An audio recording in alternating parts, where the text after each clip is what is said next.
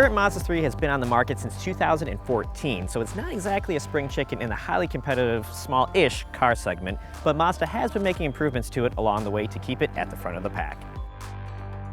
Heading into its fourth model year, the 2017 3 Grand Touring's 5 doors exterior design is still fresh and attractive, with curvy body lines that aren't overdone like the new Honda Civic hatchback, nor a bit on the plain side like the Chevy Cruze hatchback. It has just the right amount of style and flash.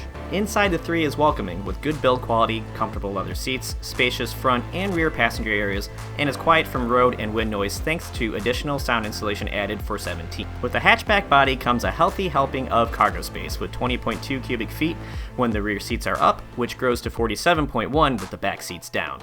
For infotainment, the responsive and intuitive Mazda Connect system is in charge. That's controlled by either a 7-inch touchscreen or the center commander knob. Unfortunately, if you're an Apple CarPlay or Android Auto user, the system is not compatible with either of those, but Mazda says that they are both coming sometime down the road.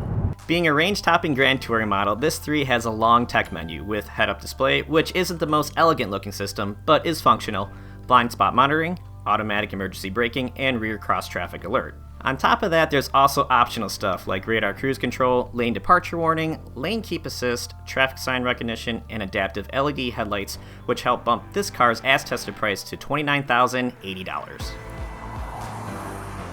The best part of the Mazda 3 is how well it drives. It hangs on tight through corners with a suspension that keeps the body in check, and steering is quick to respond to inputs and feels nicely weighted. For power, there's a 2.5-liter 4-cylinder under the hood, making 184 horsepower and 185 pound-feet of torque. That's connected to a slick 6-speed automatic transmission that returns 26 miles per gallon in the city and 35 miles per gallon in the highway. Now, that's not quite as efficient as the smaller turbo 4-cylinders that are becoming more common in the segment, but for great throttle response and linear power delivery, I'm willing to give up a little efficiency. Make no mistake, this is not a Mazda Speed 3, but on twisty roads, the combination of the sorted chassis and punchy drivetrain make this little guy capable of planting a smile on your face, even with the automatic transmission that does feature a respectable manual mode.